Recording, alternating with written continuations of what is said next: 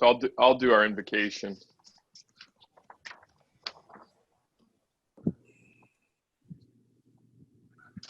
Dear Lord, there are so many things that we take for granted. Let us not ignore them today. Help us, gracious God, remember that life is a gift, that our health is a blessing, that today is a new day filled with awesome potential, and that we have the capacity to bring something wholly new and unique and good into this world. Help us to remember, dear Lord, to be kind, patient with the people who love us and to those with whom we work and interact each day. Teach us to see all the beauty that we so often ignore and to listen to the silent longing of our own souls. Help us, O Lord, to remember you and be worthy instruments of your will. Amen. Stand for the pledge. Pledge allegiance to the flag of the United States of America, to the republic for which it stands, one nation, under God, indivisible, with liberty and justice for all. Four-way test of the things we think, say, and do. Is it the truth? Is it fair to all concerned? Will it build goodwill and better friendships? Will it be beneficial to all concerned? All right. I'm gonna go. Well, let me see. I'm gonna go ahead and mute everybody here, and then I'll ask Rick Martin to unmute.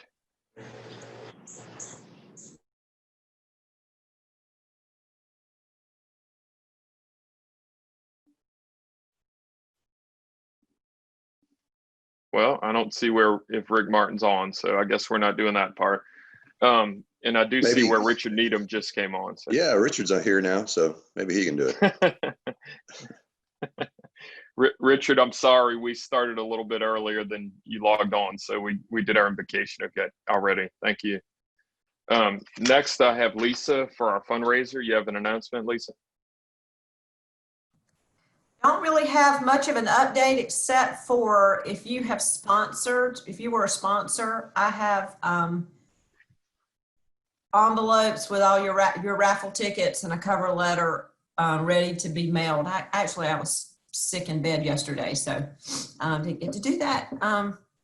So look for that in the mail, and for some of you, that are close by, I'll just deliver those before the weekend. I'll be out of town next week, so you have your tickets if you sponsored, and if you give those tickets away or you have a raffle within your office or your company, you will need to keep track of those numbers, because we've already sold a lot of tickets and given out tickets earlier in the spring.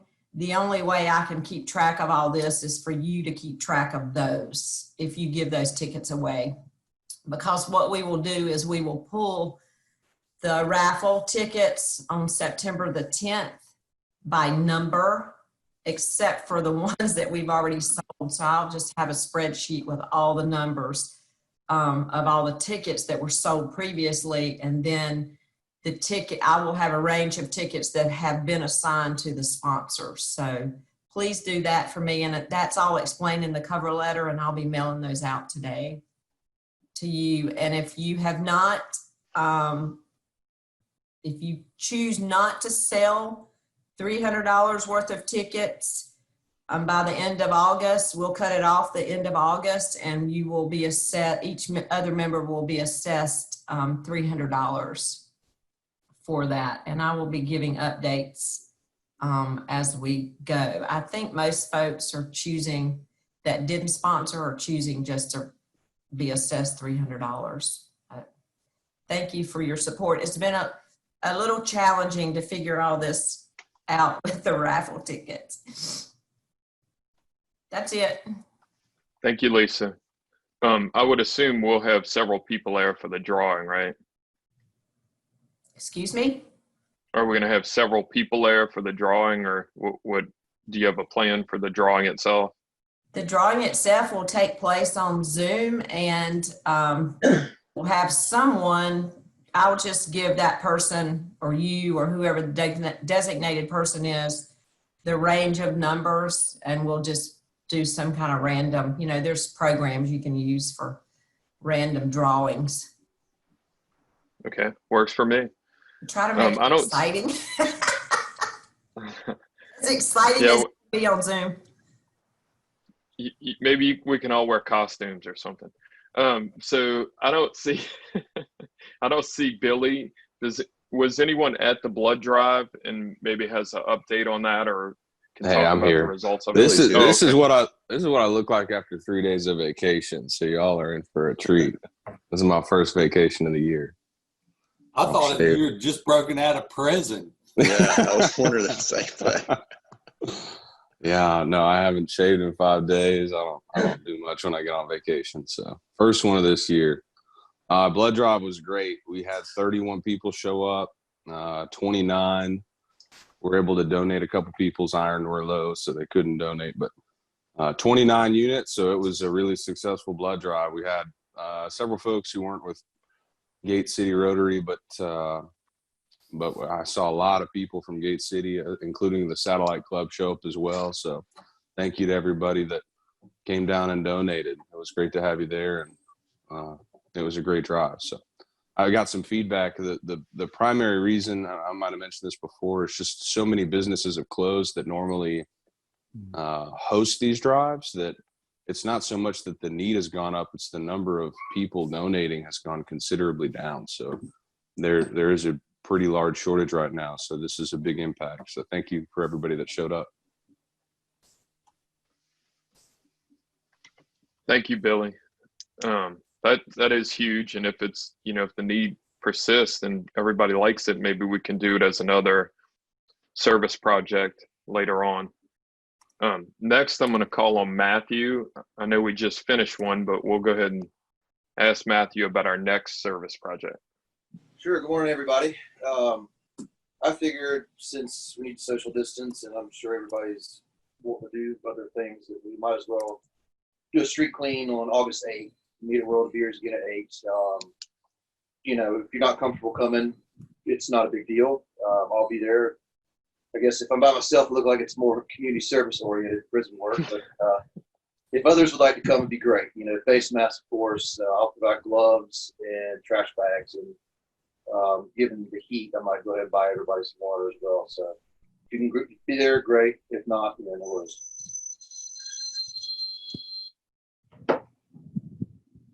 Thank you, Matthew. You're welcome, guy. Would this be the first time you've worn prison orange to pick up trash on side of the road? Well, orange, yeah.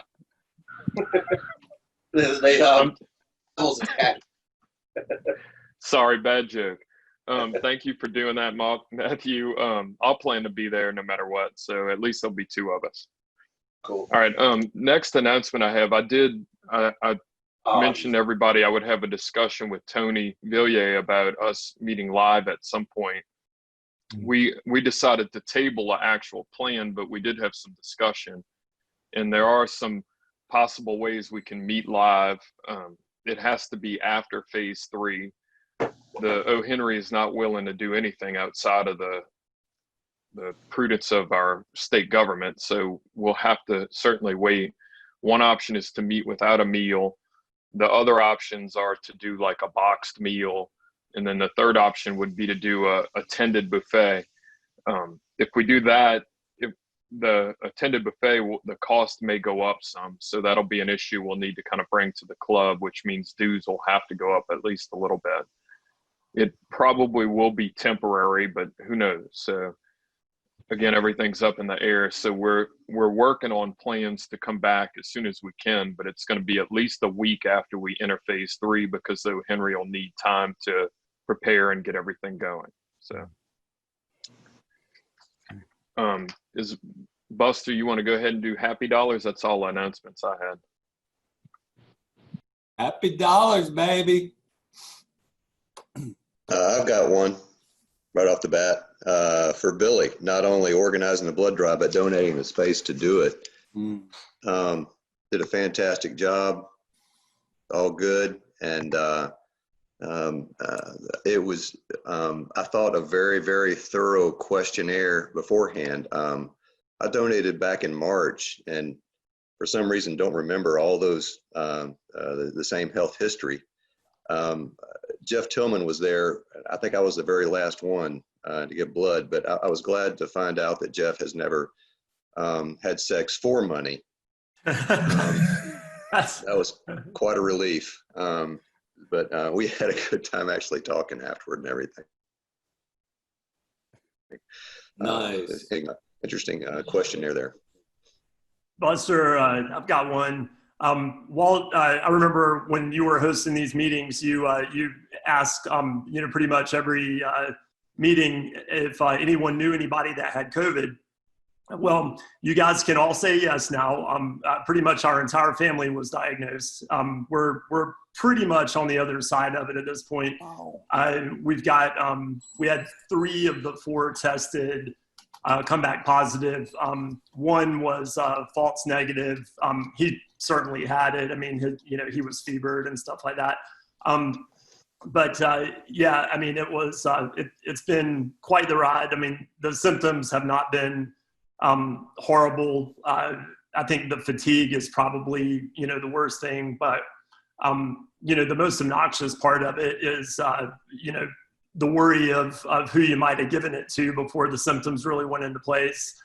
Near as I can tell in our contact sphere, the only person that was probably affected was one of my coworkers. She has it as well, and has unfortunately passed it to her elderly mother. So hopefully everybody comes out okay, in our contact sphere. But wear those masks, guys. Wow. That's amazing. Sorry to hear you guys have gotten it. Well, how's Stephanie, Chris? That's scary. Well, Yeah. thanks for asking. Oddly enough, with her disorder is probably the only reason we even found out, as early as we did. She was actually due in Columbia this week to have some more tests and likely surgery. But she, we knew they were going to test as soon as we got there. And so she got tested a couple of days before we were due to leave. And I'll be danged if it didn't come back positive. And so, the rest of us, pretty much like clockwork, we started seeing, the more serious symptoms. In hindsight, we all had a little something going on beforehand, but, the symptoms were so mild before the test that, we were all pretty dismissive of it. And things certainly ramped up a few days after we started getting tested, but, all in all, everybody's fine. And I think we're pretty much out of the woods. Wow. Hey, Chris, I'm glad that you're feeling better. I was distracted for a minute when I came in a little bit late to the story. Do you have any idea where you were when you were infected initially?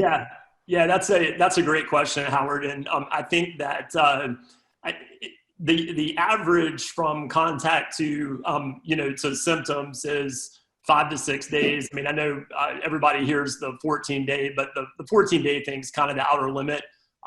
We did vacation in Myrtle Beach the week before the 4th, but backing out the timeline, we suspect that the contact came the weekend we came back, which was somewhere around the 4th, 5th, or 6th.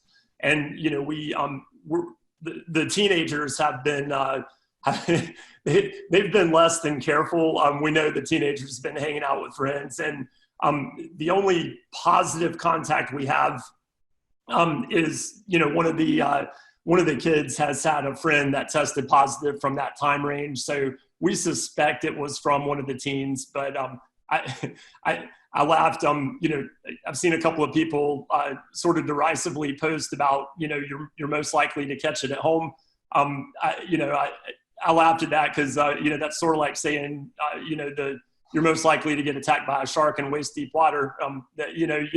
That's where everybody is. So yeah, you probably are more likely to get it at home, but it definitely comes from the community. And we think that in our case, it was, just less than careful teenagers. Okay. Wow. Mm.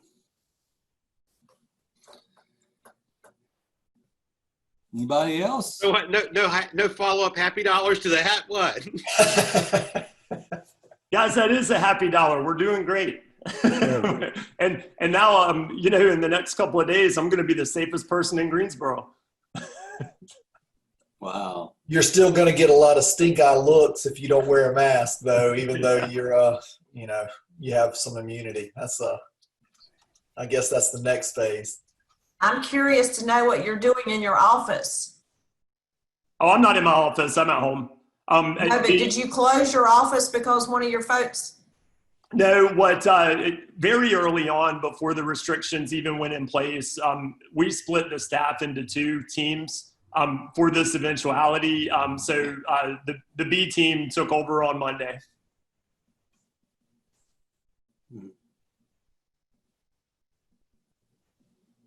I have a happy dollar buster. And it is following up on Chris. I have a closing planned and scheduled with Chris, and I plan on being there. Hopefully he's sitting across the table from me, and he's done lots of closings for me.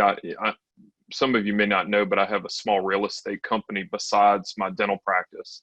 So I don't know, Chris and I have done maybe, 7 or 8 transactions in the last 4 or 5 years. So a couple times a year we get together in his office, and he does a great job. He's an awesome attorney. He makes sure I'm always covered. So this one's for you, buddy. That's it. Well, Grandpappy Lewis always used to tell me that those who do not learn from cliches are destined to repeat them. Just remember that. And I will mute myself.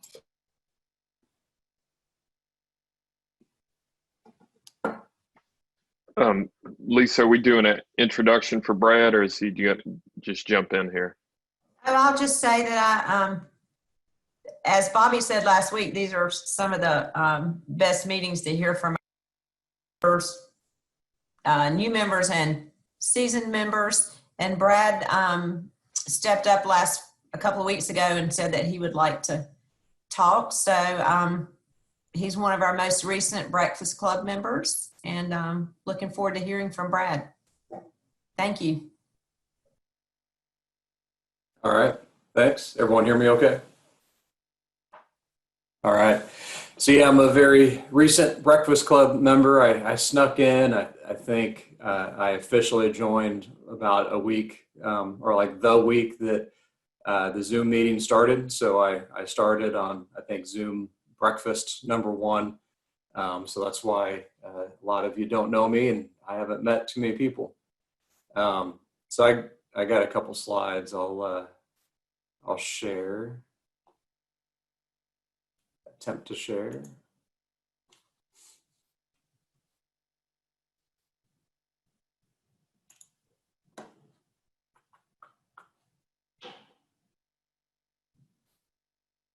All right, I don't see a share button. I don't know, Guy, do you need, oh, here it is. I got it.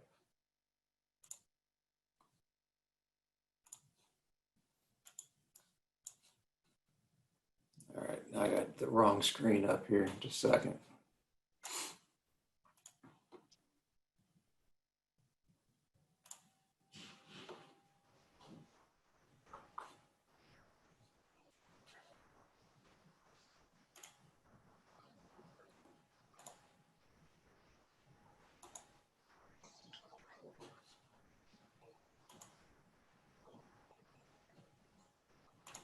All right, I think I'm sharing. So, so this is me. You guys can see the screen, right? Yeah. Yeah, perfect. So, let me get this thing here. So this is my family. So 13-year-old son, 11-year-old daughter. I am a grandpappy, so I'm Grandpappy Giles. Don't have near the jokes Grandpappy Lewis has, but you know, I'm young, so maybe I'll learn some here as we go. But I have a 23-year-old daughter, and she actually has two daughters now. One was just born in January. And in January, I also opened up my business. So I did the ribbon cutting here at the High Point Chamber, and I think it was January. So not the best timing in the world to start a new business, especially in a place where you don't know a whole lot of people. But that's what I did. So what do I like to do? I into fitness a lot. So I am in CrossFit. I'm there 6 a.m. when I'm not here at 7 a.m. But also really like building things. So with the quarantine, I've been taking on a lot of projects. So I made a bag set back here with my alma mater, Illinois State University. This is a CrossFit box that I built, I don't know, several weeks ago. So kind of combines the things I like to do the most, fitness and woodworking. So that was a lot of fun. Try and go travel quite a bit this past November or past Thanksgiving. Family, we all went out to Gatlinburg, Tennessee with in-laws and brother-in-law and everyone, and had about 15 of us in a cabin and had an awesome time there. Kids keep me super busy. So this is Izzy. So she's doing martial arts and tumbling, gymnastics, and dance, and now guitar. So she's super busy. And then the other one, there's Austin. So he's playing lacrosse and martial arts and basketball. And right now, a lot of Xbox, more Xbox than it's probably good for him. But just before, probably about a year ago, he got his black belt, and Izzy was a step away from her black belt right before quarantine hit. So they kind of stopped testing in that, but she was pretty close as well. So pretty busy here and enjoying North Carolina. So we're new here. We've lived here two and a half years. So these are the places that we've lived. So I grew up in Illinois. I'll go through a little bit of that. Most recently, we were in Spokane, Washington for six and a half years. So I was one exit away from Idaho and 45 minutes, an hour away south of Canada. So nowhere near Seattle, other side of the mountains, very different environment politically and weather and all that. And then we spent almost 4 years in Shanghai with Caterpillar. So I think we finally settled down, but been a few places there. So going back in time, this is skinny Brad here, probably 120 pounds in high school with a full head of hair, lots of hair. And this is my mom. So I had a single mom. She was actually going through nursing school when I was in high school back in the early 90s, late 80s. So she graduated when I was a junior, I think, from nursing school. So that was pretty awesome. She spent a lot of time at school because that was before computers, when you actually had to go to school and go to the library and do all that. But I had my blood pressure taken and she got to practice how to, stick needles in people through me. So that was, pretty awesome. So from there, I had a extremely clear life plan at 18. I went to Illinois State and majored in criminal justice. I had planned to finish that degree and then go to Southern Illinois, get a law degree. And then I was going to work at the FBI for 10 years and then go to the Justice Department and be a U.S. attorney. So that I had, it all mapped out. But then, you saw some pictures earlier. I had a little surprise join me kind of in between on that journey. So made a little shift. I finished the degree in criminal justice at ISU. Actually worked for a bit as a private detective doing some background checks and different things. But then Y2K was really hot. So this was in like 99. And companies were, really struggling to find enough software engineers to go and fix the Y2K bug, because a lot of the code had a 2-digit year and it was going to turn to 00, which, meant nothing. So I got a job through a friend and went back actually to Illinois State and did a software training class. And at the end of that, if you pass and do well, you get placed at State Farm, which was in Bloomington, or Caterpillar in Peoria. And I lived in that area, very close. So I got a job at Caterpillar in 99 as a software engineer, and started just really an amazing career, awesome experience. As soon as I got there, I met my supervisor, and she's like, "Well, we already finished the Y2K. We're good, but we're actually working to implement all of our accounting systems in all of our subsidiaries, and we're working on Singapore right now." So I started, day one working on accounting reports in Singapore.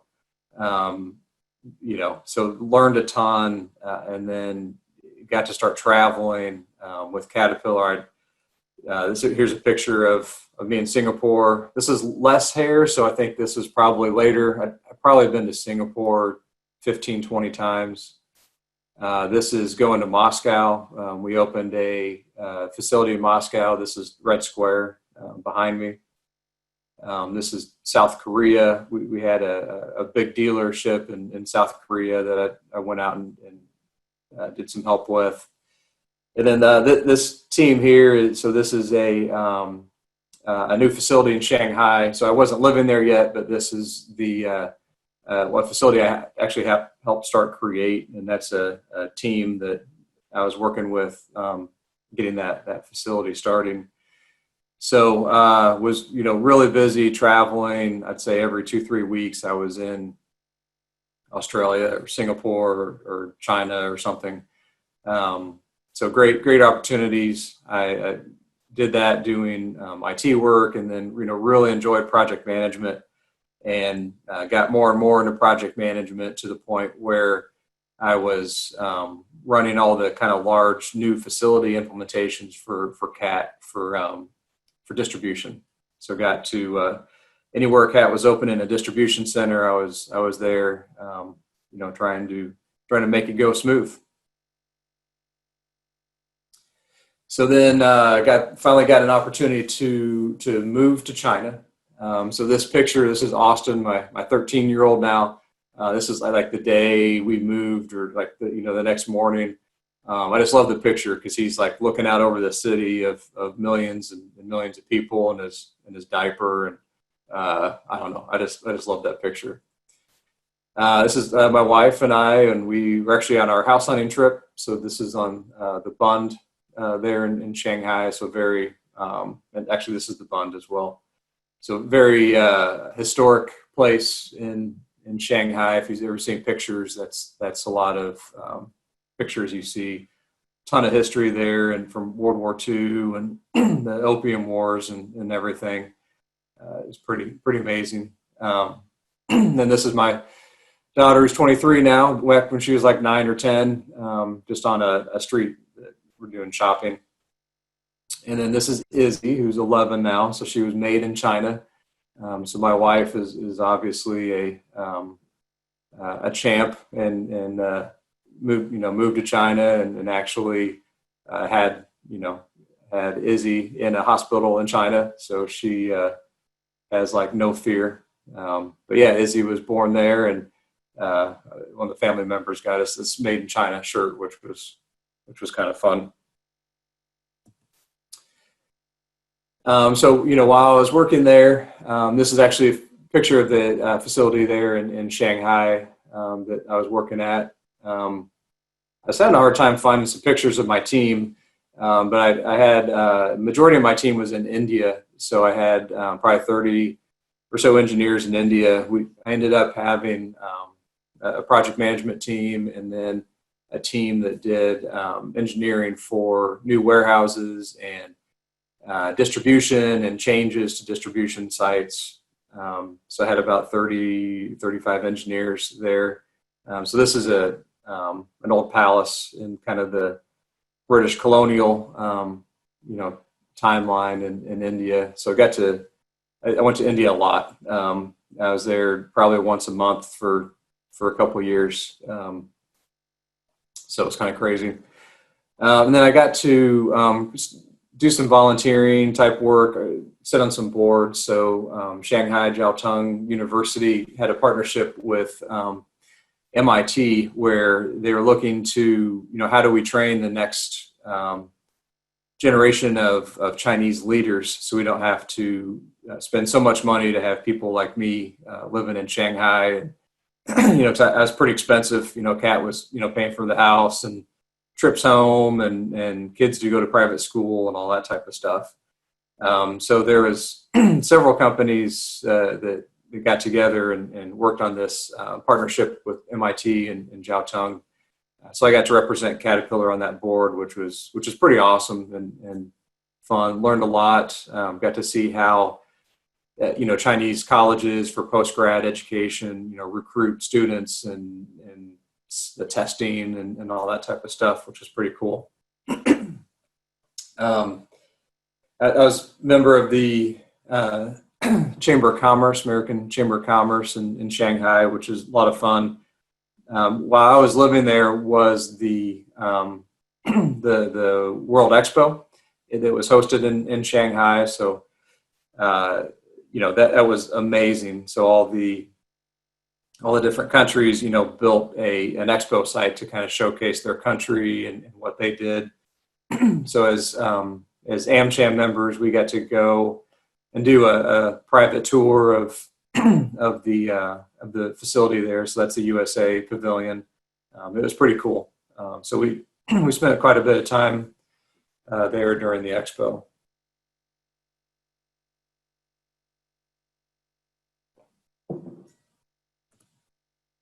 All right.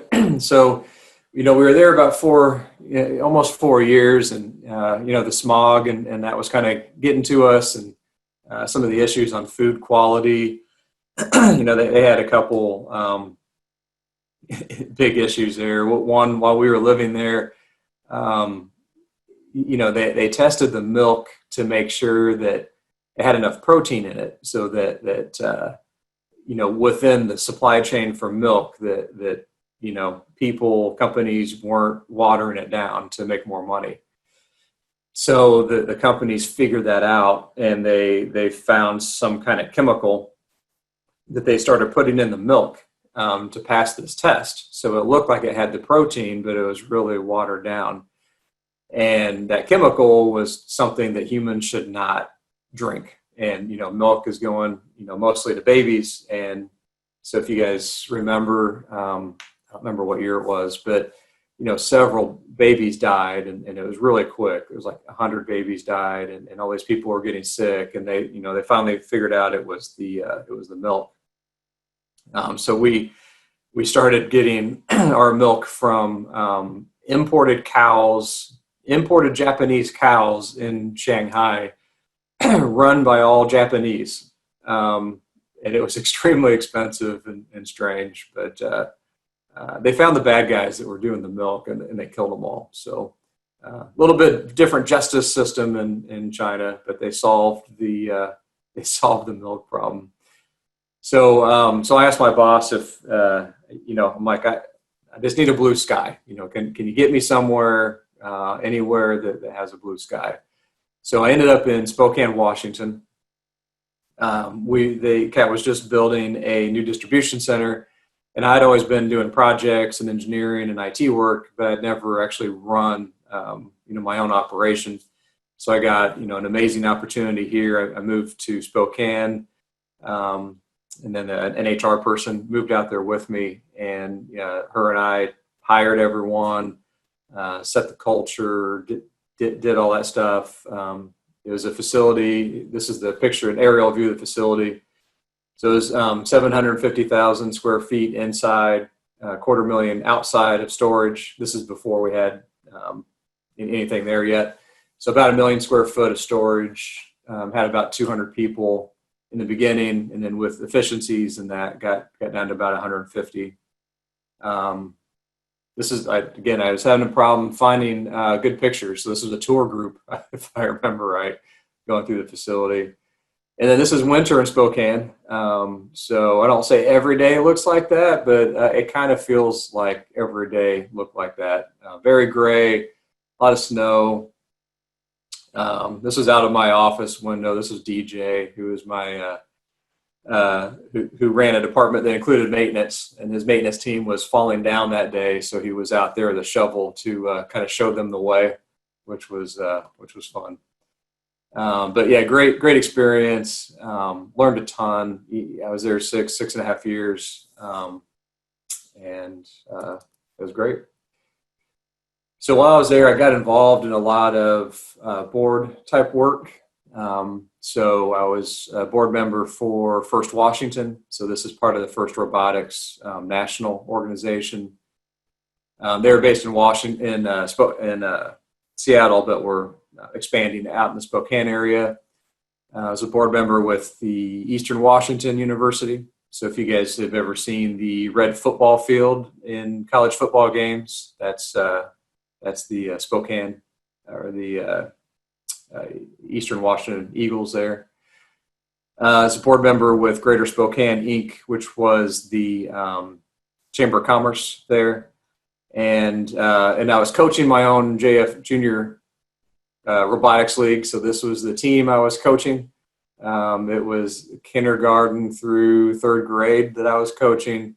So trying to teach kids that didn't quite know how to read yet, how to program Legos to do some fun robotics type stuff. So that was actually my basement. I taught the class there. It was pretty fun. And then I worked on my master's. So basically, I was there for 6 years, and my personality, I need to be doing things. I need to be learning and growing. And, for the first few years, it was great. And that was there. But then, after about 3 years, my team was amazing, and they ran the facility, and I didn't have to do a whole lot. So I got involved in all this stuff, and, I was really needing something more. So actually, while I was there, we were working on a lot of innovations. So these are fully autonomous self-driving vehicles. So I was working with a company in Canada, actually. So this is level 5 autonomy. So this is, if you think of it from an automotive standpoint, when we get there, this is when the Tesla actually picks you up and drives you, and you don't have a steering wheel anymore. So that technology exists in these robots, but in a factory environment, it's more controlled, so you can actually implement that now, as opposed to on a highway that's completely out of control. So got to play with that, and we did some pretty fun things, doing pickup and delivery around the warehouse of goods, and we did it in a way where the robots worked with people, so they weren't scared about losing their jobs. It was just a matter of making things more efficient. And anyone that's in manufacturing it knows how hard it is to hire and keep good people. It's easy to hire, but it's not easy to hire good people that stay. So removing some need for that through some collaborative robotics was huge for us. So I was doing some stuff like that. And then, some of the culture was changing at CAT. And I still love the company, still invested in it, but just a lot of things. It wasn't the same CAT that I had joined 20 years ago. And I'd been in Spokane for what was supposed to be a 3-year job that turned into 6, and was really looking for something else. So I ended up joining XPO Logistics based here in High Point. And that's what brought me over here to North Carolina. I joined as executive director for continuous improvement in the supply chain organization. So, teaching lean and implementing that through facilities, and XPO is doing a ton with technology and innovation. So I wanted to, be part of that. Ended up not being a great fit for me. It was a travel every Monday, come home every Friday type job. And, family was a little more important to me than that job. So it kind of, as I was doing that and sitting in many Hilton Garden Inns around the country, I thought about what is important to me. Why, what do I want to do? And so I kind of came up with this. The 4 things for me are family, being part of the community, and giving back. And I forgot to mention, I was almost joined Rotary several times in Shanghai. I looked at it, but I traveled too much. And then in Spokane, I was looking at it, and I was just so busy. I was golfing with a lot of the guys, but didn't end up joining. But I always wanted to. But I knew I wasn't going to be there forever, so I held off on that one. And then, so culture and a growth mindset is super important. I need something where I'm being challenged, where I'm learning, and where, I can't, where growth is something that's always there, always a possibility. And then something that was dealing with technology and innovation. I had the most fun when I was getting to play with new technology and experiment with it and see how it worked and how it made teams more efficient in that. So, those are the kind of 4 things that as I was leaving XPO, I'm like, I need something that kind of scratches all of these itches. And so that's why I joined CMIT. So CMIT is a franchise system. So it's a technology company that does IT work for small businesses. So I bought the territories for Greensboro and High Point. I did not do Winston-Salem, but I can work there. I just can't market in there. So CMIT was attractive to me, because it really scratches those 4 itches for me, and the values and the belief system was, lined up really well with mine, and was really similar to Caterpillar, which I had missed. So first it's based on character and integrity, a passionate commitment to clients, all else being secondary, dedicated to personal growth and professional improvement, devoted to one another, family, and community. And as I was really digging in and looking into CMIT, I got to talk with several other owners and go and meet the team. And I really found these things to be true. And even more so now that I'm in it, each month someone who's like a franchisee of the month talks, and there's been, these great stories of, someone was sick and they took 8 weeks off and helped them, or they restored a car with their son, or they started the company with their wife, and so just an amazing amount of flexibility to do what you're passionate about, and in the same thing, really focused on customers and taking care of customers and small businesses, and then a spirit of fun and a sense of humor, which was good, and that was. From my opinion, starting to be more and more difficult in corporate America, as all of the downsizings and things were happening, especially at CAT. CAT will make money in any downturn, and it will do what is necessary make that money. So I was part of some downturns and had to let, people go and put them in states of limbo and things. And, not that won't happen here, but I, was looking for something that was a little more fun and a little bit more in my control. And it had a whole lot of room for growth because it's kind of unlimited growth. As it grows, I can expand to more areas or even start, something different. So what a typical customer for me is a company that's, less than 100 computers. Somewhere around that 100 computer mark, it starts making sense to have your own IT staff.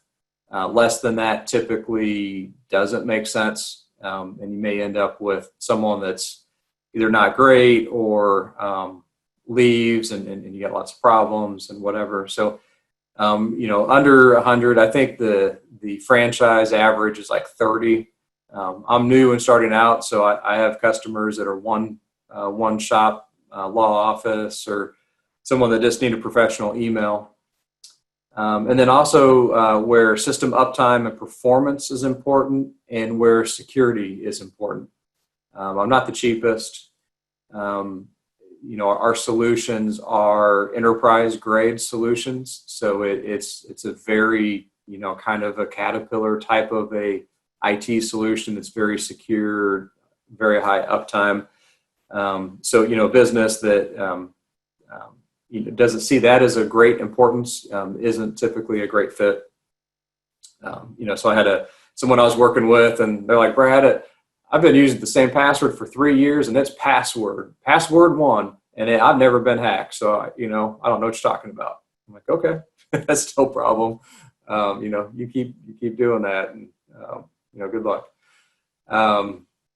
So that's me. And then, this is Murphy. And, one of my favorite things is sitting out on the back porch with Murphy and having a beer. So I think that's kind of me in a nutshell. And if you guys have questions, thanks for listening. I'll try to unshare this. Hey, Brad. Yes, sir. I liked in your bio how you referenced that IT is best taken, if I'm paraphrasing, in small measures. I've been in situations where we've had stuff shoved at us, particularly when cloud computing became popular, and we felt like at the time we were on a treadmill and not quite understanding what was going to happen to us. Mm-hmm. Yeah, it's, a lot of people will push, their products, and that's, that's not what you need. You need to know what, what's going on. And to fit into the budget of the company, especially with a small business. And you're in times like this when you're, really worried about, your revenue. You can't throw in the whole kitchen sink. You gotta be smart about it. Brad, I'm curious, did any of you learn the Chinese language? Yeah, so my wife was definitely better than me. We had a tutor that would come to the house. Like I said, it was really expensive. Cap paid for us a tutor and everything. And so every once or twice a week, he would come and we sit at the dining room table and we would do our lessons. And wife and I were, maybe I started off just a little bit better than her. And after a few weeks, he's trying to help me with something. And then they start talking to each other in Chinese and laughing at me. And I'm like, what? How did this happen? This is crazy. So I won't say I gave up, but it became really hard because I was traveling so much. I would learn some stuff, and then by the time I got back, I wouldn't remember it. And the Chinese language has these 4 tones.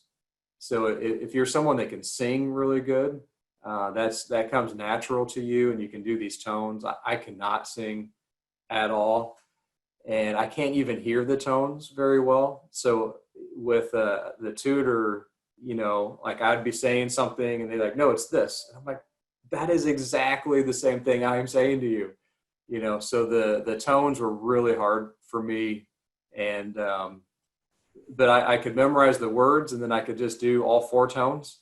But the bad thing is there's some words that like they mean drastically different things. Like one could be cold, or it could be basically the F word, or like something I don't even know what it was. So if I wanted cold water, I had to be like super careful that I wasn't like, I want some effing water.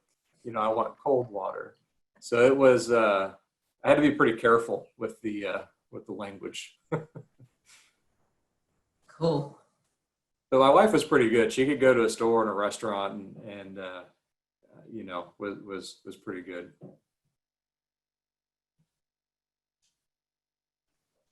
And my son, he didn't start talking till he was like 3.